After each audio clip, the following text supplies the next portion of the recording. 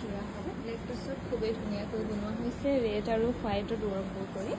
এইটো হ'ব blouse piece লগতে মেখেলাখন এনেকৈ থাকিব এই ধুনীয়া যোৰা ল'ব পাৰিব 8740 ৰুপিছত ল'ব পাৰিব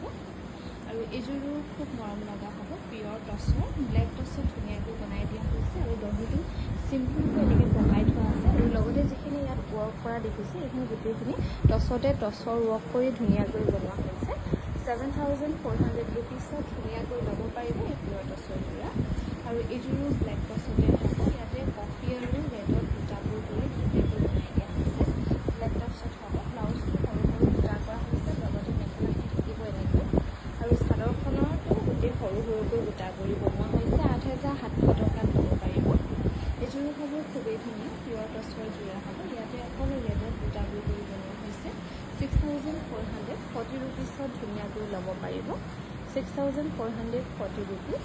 আৰু এইযোৰো হ'ব তাৰে অল্টাৰনেটিভ পিচ ইয়াতে কফি আৰু অৰেঞ্জত বুটাবোৰ কৰি ধুনীয়াকৈ বনাই দিয়া হৈছে অৰেঞ্জ নহয় এইটো ৰেড হ'ব এইযোৰ ল'ব পাৰিব 6440 ৰুপিছ ভাল লাগিলে স্ক্ৰীনশ্বট লৈ আমাৰ 9678284538 নম্বৰত যোগাযোগ কৰিবলৈ নাপাহৰিব